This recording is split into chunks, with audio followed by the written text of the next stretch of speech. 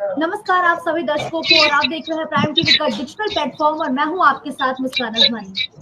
तो देखिए, लोकसभा चुनाव लगातार हम इस मसले पर बात कर रहे हैं कि आखिर लोगों के मुद्दे क्या है जिस पर जनता इस बार अपने मत का इस्तेमाल करेगी।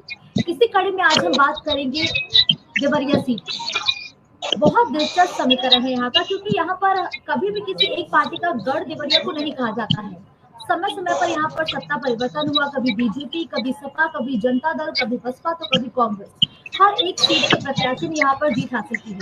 लेकिन 2019 की एक ऐसी तस्वीर थी जिसने सबको हैरान कर दिया। दरअसल 2019 में देवरिया सीट पर ऐसा पहली बार हुआ कि जब भारतीय जनता पार्टी ने उम्र ज्यादा होने की वजह से कलराज मिश्रा का टिकट काटते हुए रमापति जी को दे दिया।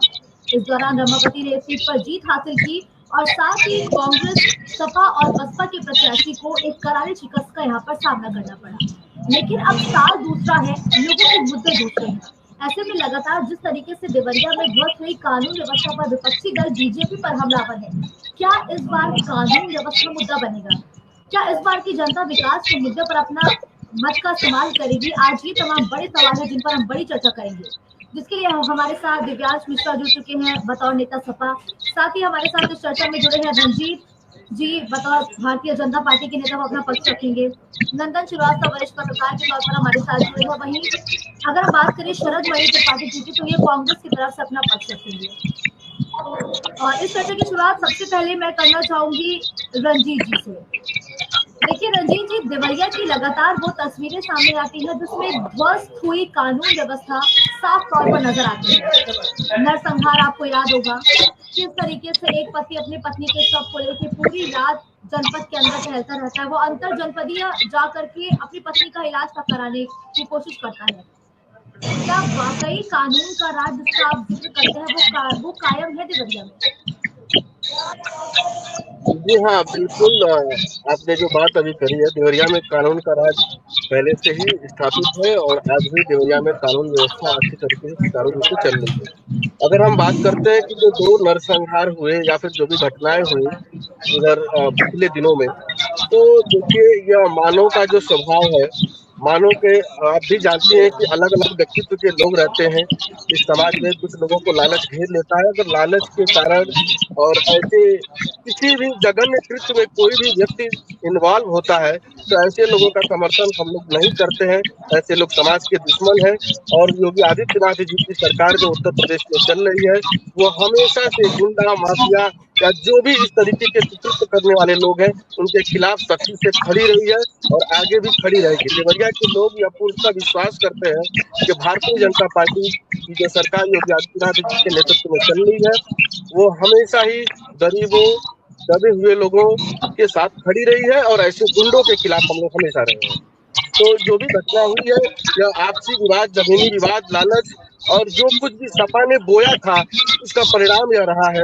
हम यह मानते हैं कि इसमें हमारे प्रशासन से जो चूक हुई, लेकिन इसका जो आप देखेंगे इस घटनाक्रम में जो पीछे के जो दृश्य हैं, जिन्होंने इसको इतने दिनों में उगलने का समय दिया, यह कहीं ना कहीं सपा द्वारा बोई गई चीज थी। जिन्होंने अपनी सरकार में जो भी नेता रहे हैं सपा के, वो जमीन की दलाली, जमीन को कब्जा करना, गुंडई करना, इसमें इन्वॉल्व रहे हैं और उन लोगों ने इनको बढ़ावा दिया है, जो आज उभर कर सामने आ रहे हैं, जिनको योगी आदित्यनाथ जी की सरकार द्वारा पूर्णतः दबाया जाएगा, इनको कटघरे में खड़ा करके जेल भेजा जाएगा। ऐसे लोगों की रंजीत जी, कार्रवाई की नैतिक जाएगी। निभाने की बात करते हैं, और जब ध्वस्त हुई कानून व्यवस्था पर सवाल पूछा गया तो आपने ठीक सीधा समाजवादी पार्टी पे फोड़ दिया। कब तक समाजवादी पार्टी के कंधे पर रखकर बंदूक चलाएंगे? अरे आपकी पार्टी के यहाँ पर सभी 500 विधायक है, सांसद आपकी पार्टी का है। अगर कानून व्यवस्था ध्वस्त हो रही है तो उसकी जिम्मेदार सपा। एकदम आप सही बात कर रहे हैं कि हमारे यहाँ सांसद है, विधायक है। ऐसे जो भी गुंडे, अपराधी, माफिया अभी भी उभरने का प्रयास कर रहे हैं, हम सभी उनको दबाएंगे और उनको जेल भेजेंगे, उनके खिलाफ सख्त कार्रवाई होगी। दिव्यांश श्रीवास्तव जी, आपने सुना ना, साफ तौर पर बीजेपी के नेता, विधायक उनके हैं, सांसद उनके हैं, लेकिन गलतियां अगर सामने आई तो उसके लिए समाजवादी पार्टी जिम्मेदार। क्या कहेंगे इस पर? सबसे पहले मैं आपको बहुत बहुत बधाई देता हूँ, आपके चैनल का धन्यवाद ज्ञापित करता हूँ मुस्कान जी। और पहली बार तो डिबेट में बैठने का मौका मिला है, और देवरिया के लोकसभा सीट पे चर्चा करने की बात आपने की। और रही बात नरसंहार की और अपराध की, तो मैं आपको बता देना चाहता हूँ कि भारतीय जनता पार्टी की सरकार में जो विगत सरकार 7 साल से चल रही है उत्तर प्रदेश में, और लंबे दिनों से सरकार चल रही है देश की राजनीति में, इन लोगों ने आप माफियाओं को, गुंडों को और जगभू माफियाओं को और यहाँ तक कि खनन माफियाओं को संरक्षण दे करके अपने साथ अपराध कराने का काम भी कर रहे हैं। इनके विधायक अपराधों को बढ़ावा दे रहे हैं, अपराधियों को संरक्षित करते हैं। हम आपसे पूछना चाहते हैं कि देवरिया में जो नरसंहार होता है उसके पीछे जो भी लॉजिक है, जमीन को लेकर जो विवाद हुआ, और मैं आपसे कहना चाहता हूँ, मेरे माननीय राष्ट्रीय नेता जी माननीय अखिलेश यादव ने कहा तो घटनाएं घटित हुई वहां की, वो रिएक्शन टू रिएक्शन है, क्रिया का प्रतिक्रिया वहां पे हुआ। और रही बात अपराध की, तो देवरिया में एक बार मैं यहाँ पे टोकना चाहूंगा,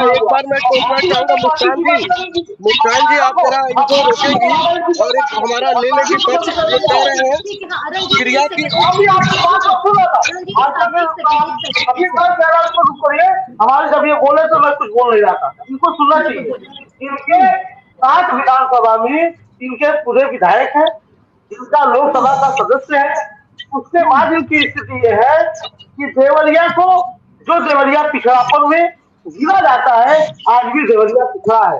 ये शिक्षा की बात नहीं करेंगे, रोजगार की बात नहीं करेंगे, ये स्वास्थ्य सुरक्षा की बात नहीं करेंगे, मेडिकल कॉलेज में डॉक्टरों की जो नियुक्तियां उस पर बात नहीं करेंगे, ये बात बेरोजगारी पर नहीं करेंगे, यह बात भ्रष्टाचार और महिला उत्पीड़न पे नहीं करेंगे, या स्वास्थ्य सुरक्षा पे नहीं करेंगे, ये छात्रवृत्ति पे बात नहीं करेंगे, इन नौजवानों पर बात नहीं करेंगे, ये अपराधों पे बात करेंगे।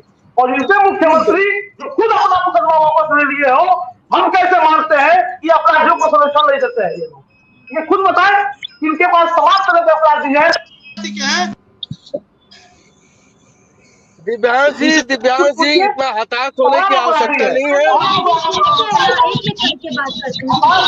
आप बात सुनिए पहले,